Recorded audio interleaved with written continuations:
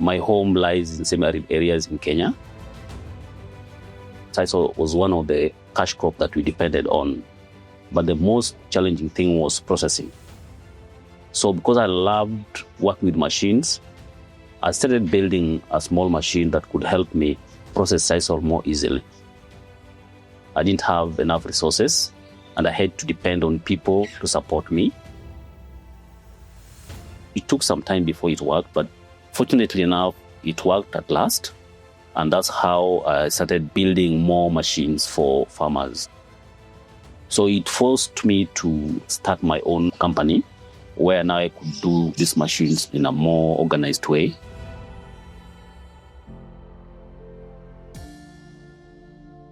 My name is Alex Odundo. I'm the founder of Olex Techno Enterprises.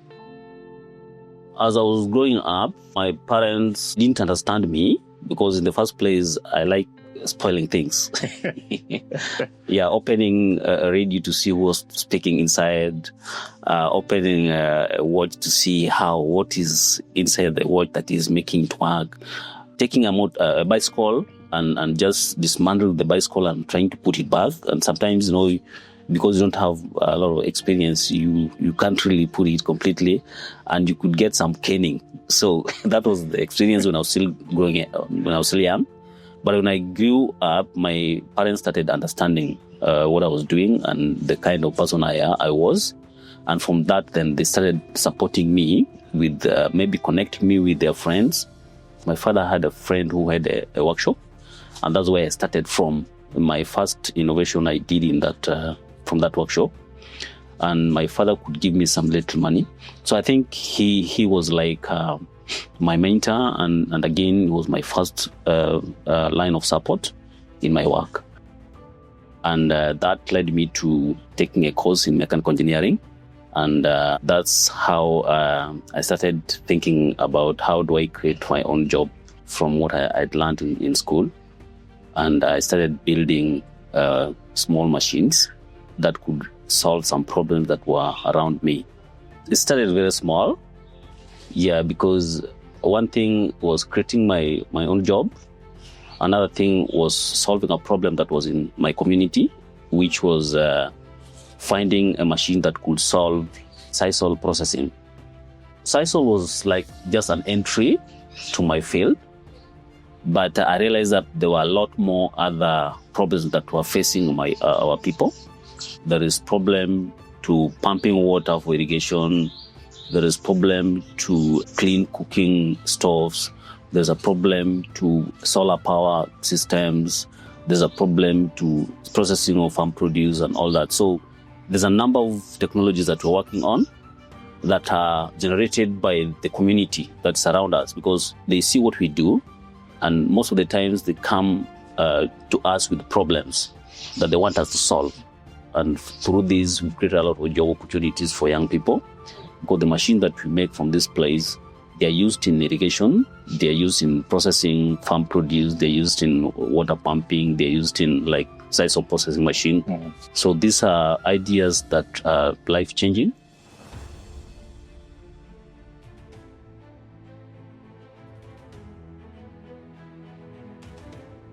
Sisal machine is one of our most successful idea that we come up with, but there's still a lot to be done because we still need more improvement in that machine.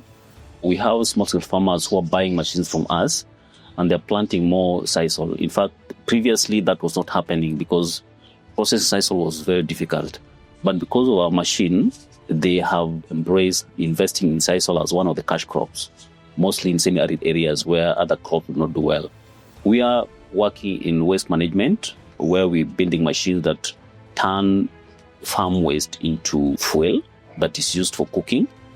Because currently people use firewood from trees, and we're talking about environmental conservation and how do you mitigate that without giving a solution.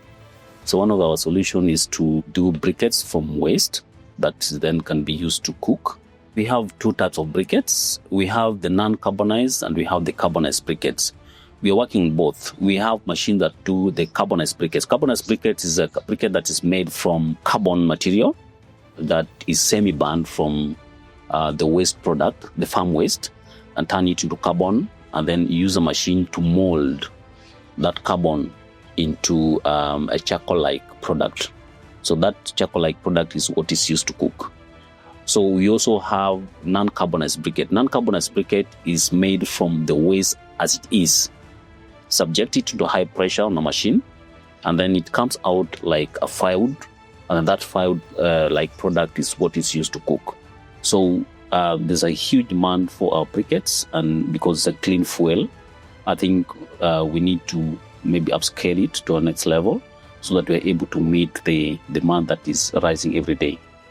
But the sad story is the small machine that we have currently is broken down, and we are not able to repair it because the cost is a bit beyond our reach.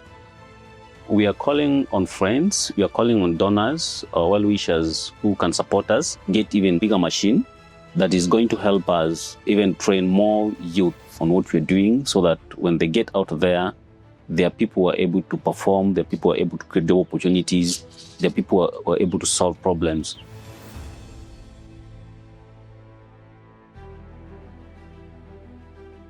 We are also building cook stoves that are more efficient and more environmental friendly. We are building solar water pumps. We are building wind water pumps, which is very essential for people who are doing irrigation along the lakes or rivers. We're working on a motorbike trailer, which is going to be a huge solution to our transport guys in the motorbike industry. And we are encouraging young people to come, maybe help us create or help us build these machines. Bring your idea and we help you build it with the skills that we have. So this is something that we're trying to encourage, because there's a lot of ideas around here. There's a lot of problems that people have that can be solved mechanically, building these machines that are helping or supporting the communities around or even the country at large. There's a lot of things that the government can do to businesses like ours, because the type of business that we have is capital intensive, because we need machines. What we're doing right now needs a lot more of support at the stages that we're doing it, so that anything that we build from here can act as something that generates money to help us reach a level where now we don't depend on the government, we don't depend on donors, we don't depend on loans and so on. We are able to sustain ourselves. As Olex Techno, we are calling on our customers who want to buy our products, youth who want to train on what we're doing, to find us through our numbers 0724 719567. You can also find us through our email or through our Facebook account. Thank you.